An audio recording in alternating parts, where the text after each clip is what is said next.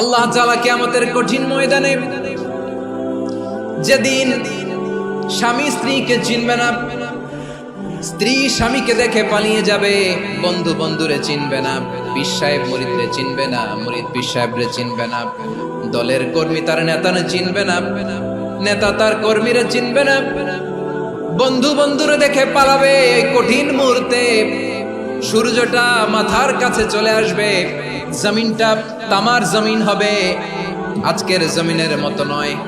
মানুষ ঘর্মাক্ত, ক্লান্ত, শ্রান্ত মাথার মগজগুলো কানের ছিদ্র আর নাকের ছিদ্র দিয়ে বেয়ে বেয়ে পড়বে।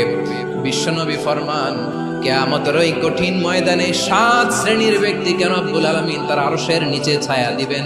তার মধ্যে প্রথম শ্রেণীর ব্যক্তি হলো ইমামুন আদিল, যে ইনসাফের সাথে বিচার করে, যে জাস্টিস সমাজে সার্ভ করে, যে সুশাসন নিশ্চিত করে, ওই ইমামুন আদিল। আদিল শব্দটা বুঝছেন না? ইন্নাল্লাহা ইয়া'মুরু বিল আদল, পাইছেন?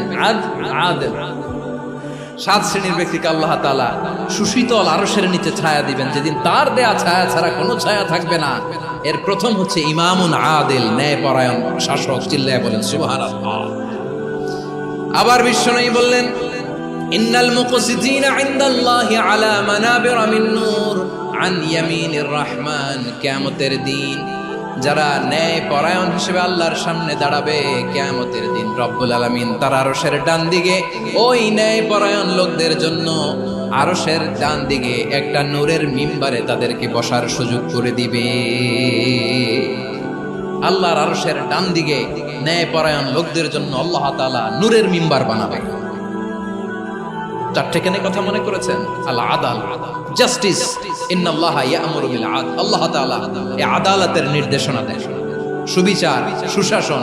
প্রিয় ভাইয়েরা, এটা আমরা বাংলাদেশে চাই কি চাই না? এই যে অরাজকতা, এই যে অন্যায়, এই যে জুলুম, এই যে ইনকনসিস্টেন্সি সমাজের অসঙ্গতির প্রধান কারণ জাস্টিস নাই, সুবিচার নাই, সুশাসন নাই। শেষবারের মতো আওয়াজ করে বলেন তো, আমরা বাংলাদেশে আদল চাই কি চাই না? তাহলে প্রথম নির্দেশনা শেষ। আল্লাহ তাআলা তোমাদেরকে আদলের আদেশ দেন। এরপরে আল্লাহ বললেন, আমি তোমাদেরকে ইহসানের আদেশ দেই। ইন্নাল্লাহা ইয়া'মুরু বিল আদলি ওয়াল ইহসান।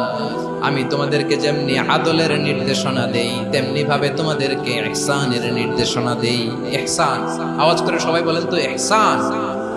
ইহসান মানে কারো প্রতি সফট হার্টেড হওয়া, মহানুভব হওয়া, অনুগ্রহ পরায়ণ হওয়া, অনুগ্রহশীল হওয়া, একে অপরের প্রতি দয়াদ্র হওয়া। একে অপরের প্রতি দয়াদ্র, অনুগ্রহশীল হওয়া ছাড়া মানবিক সমাজ কশিনকালেও গঠন করা সম্ভব না।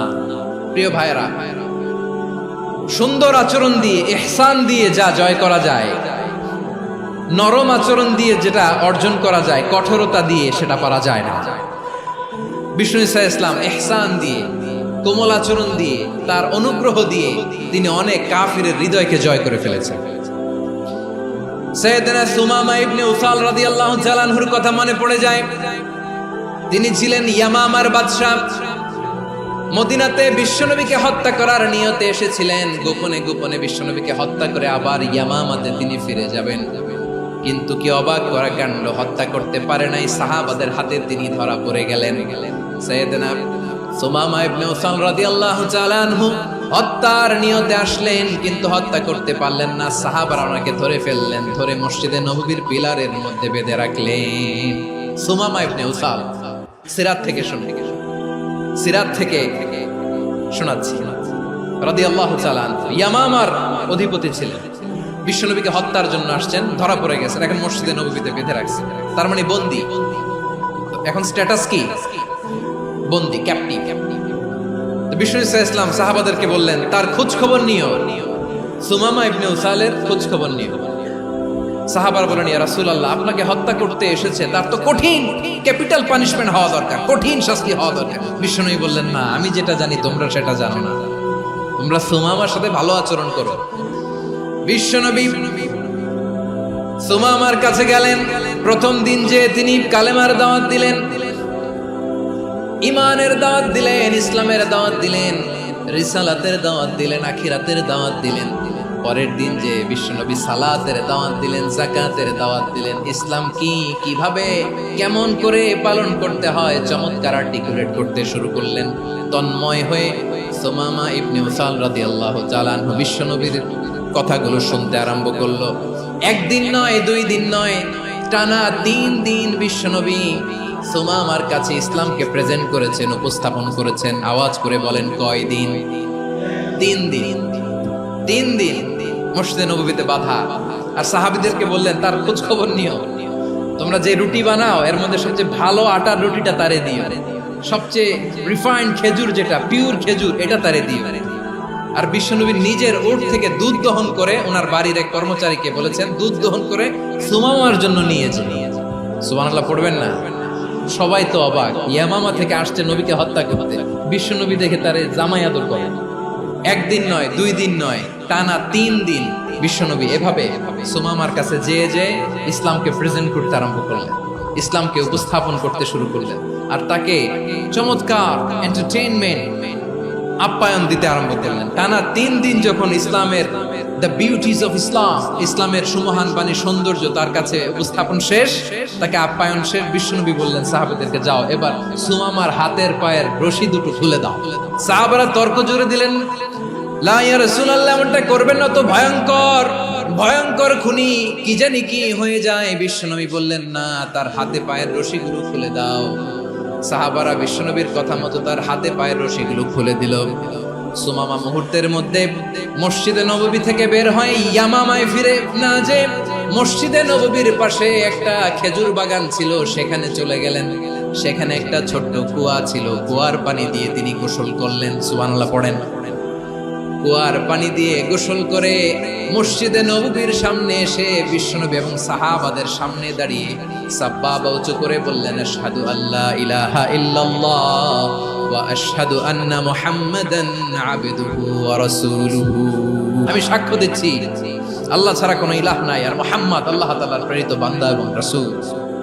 প্রিয় ভাইয়েরা, ইহসান দিয়ে যা জয় করা যায়, কঠোরতা দিয়ে সেটা কঠিনকালেও জয় করা যায় না। আওয়াজ করে বলেন, ঠিক কি না? এবার সুমামা দাঁড়িয়ে বলে, ওগো নবী, আমি তো কালিমা পড়ে মুসলমান হয়ে গেলাম, এবার শোনেন, এই মুহূর্তের আগে আপনার চেহারার চাইতে নিকৃষ্ট কোনো চেহারা আমার কাছে ছিল না, কিন্তু শাহাদা পাঠ করার পরে আপনার চেহারার চাইতে উত্তম শ্রেষ্ঠ কোনো চেহারা আমার কাছে আর নাই।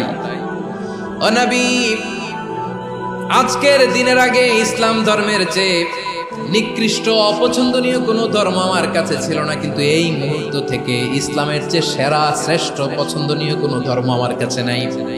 নবী গো, আজকের দিনের আগে মদিনার চাইতে অপছন্দনীয় নিকৃষ্ট কোনো শহর আমার কাছে ছিল না, কিন্তু এই মুহূর্তের পর থেকে মদিনার চাইতে কোনো শ্রেষ্ঠ শহর আমার জানা নাই। সে ছিল গমের বড় ডিলার, গম বেচতো। কি বেচতো?